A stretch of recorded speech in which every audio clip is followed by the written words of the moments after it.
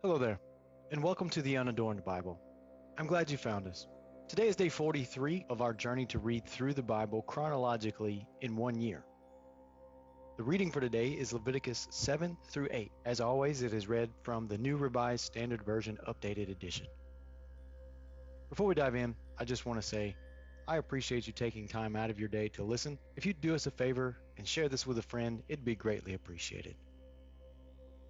Let's dive in. Chapter 7. This is the rule of the guilt offering. It is most holy.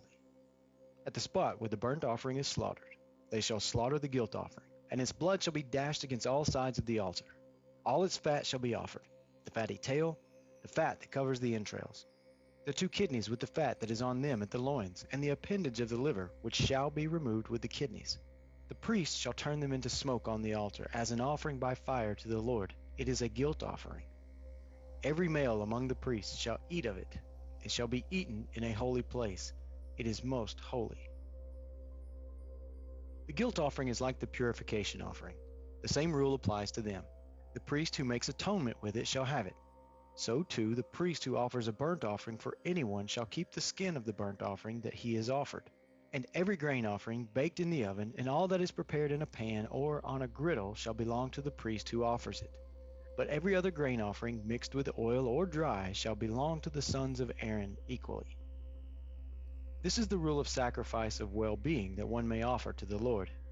If you offer it for thanksgiving, you shall offer with the thank offering unleavened cakes mixed with oil, unleavened wafers spread with oil, and cakes of choice flour well soaked in oil.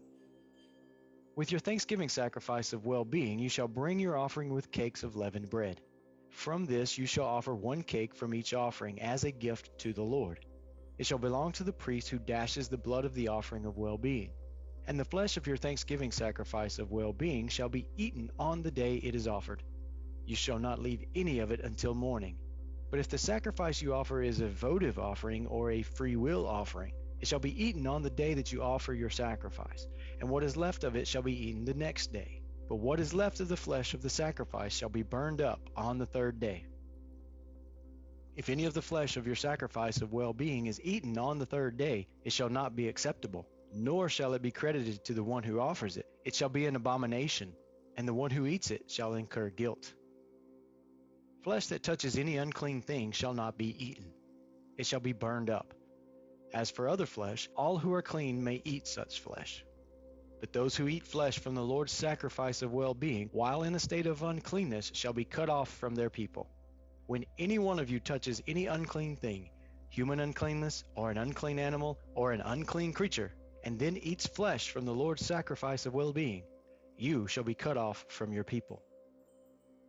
The Lord spoke to Moses, saying, "Speak to the Israelites. You shall eat no fat of ox or sheep or goat. The fat of an animal that died or was torn by wild animals may be put to any other use, but you must not eat it. If any one of you eats the fat from an animal of which an offering by fire may be made to the Lord, you who eat it shall be cut off from your people. You must not eat any blood, whatever, either of bird or of animal, in any of your settlements. Any one of you who eats any blood shall be cut off from your people." The Lord spoke to Moses, saying, "Speak to the Israelites. Any one of you who would offer to the Lord your sacrifice of well-being must yourself bring to the Lord your offering from your sacrifice of well-being. Your own hands shall bring the Lord's offering by fire. You shall bring the fat with the breast, so that the breast may be raised as an elevation offering before the Lord.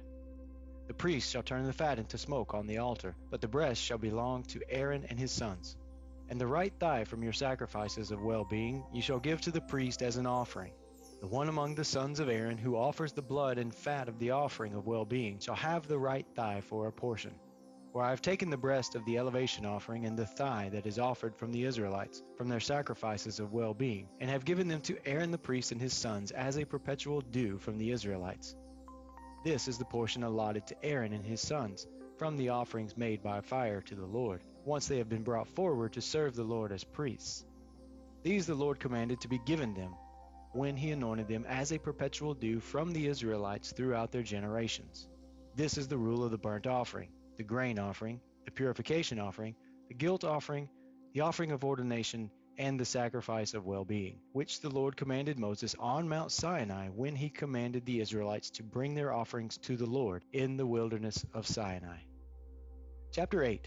The Lord spoke to Moses, saying, Take Aaron and his sons with him, the vestments, the anointing oil, the bull for the purification offering, the 2 rams, and the basket of unleavened bread, and assemble the whole congregation at the entrance of the tent of meeting. And Moses did as the Lord commanded him. When the congregation was assembled at the entrance of the tent of meeting, Moses said to the congregation, This is what the Lord has commanded to be done. Then Moses brought Aaron and his sons forward and washed them with water. He put the tunic on him, fashioned the sash around him, clothed him with the robe, and put the ephod on him. He then put the decorated band of the ephod around him, tying the ephod to him with it. He placed the breastpiece on him, and in the breastpiece he put the Urim and the Thummim. And he set the turban on his head, and on the turban in front he set the golden ornament, the holy diadem, as the Lord had commanded Moses. Then Moses took the anointing oil and anointed the tabernacle and all that was in it and consecrated them. He sprinkled some of it on the altar 7 times and anointed the altar and all its utensils and the basin at its base. He poured some of the anointing oil on Aaron's head and anointed him to consecrate him. And Moses brought forward Aaron's sons and clothed them with the tunics and fastened sashes around them and tied headdresses on them as the Lord had commanded Moses. He led forward the bull of purification offering, and Aaron and his sons laid their hands upon the head of the bull for the purification offering, and it was slaughtered. Moses took the blood and with his finger put some on each of the horns of the altar, purifying the altar. Then he poured out the blood at the base of the altar. Thus he consecrated it to make atonement for it. Moses took all the fat that was around the entrails, and the appendage of the liver, and the 2 kidneys with their fat, and turned them into smoke on the altar.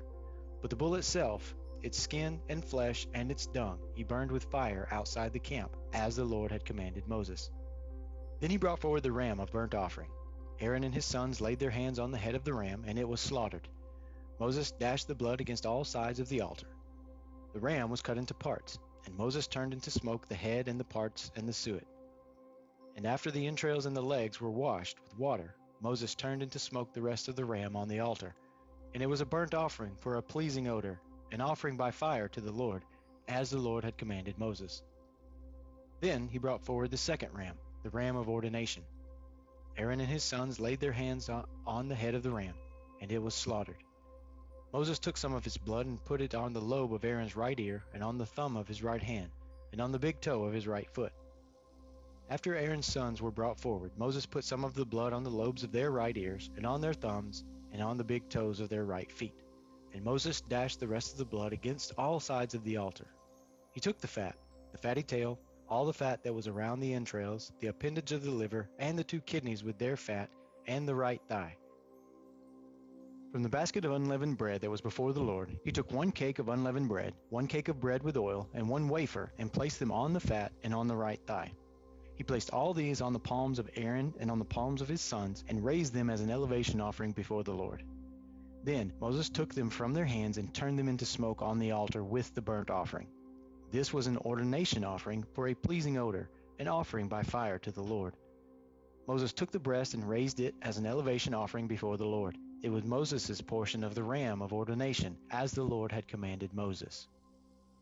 Then Moses took some of the anointing oil and some of the blood that was on the altar and sprinkled them on Aaron and his vestments, and also on his sons and their vestments. Thus he consecrated Aaron and his vestments, and also his sons and their vestments. And Moses said to Aaron and his sons, Boil the flesh at the entrance of the tent of meeting, and eat it there with the bread that is in the basket of ordination offerings. As I was commanded, Aaron and his sons shall eat it. And what remains of the flesh and the bread you shall burn with fire. You shall not go outside the entrance of the tent of meeting for 7 days, until the day when your period of ordination is complete. For it will take 7 days to ordain you, as has been done today. The Lord has commanded to be done to make atonement for you. You shall remain at the entrance of the tent of meeting day and night for 7 days, keeping the Lord's charge so that you do not die, for so have I been commanded. Aaron and his sons did all the things that the Lord had commanded through Moses. This ends the reading for today. I hope it found you well. I hope you have a great day, and I hope you come back tomorrow. Take care.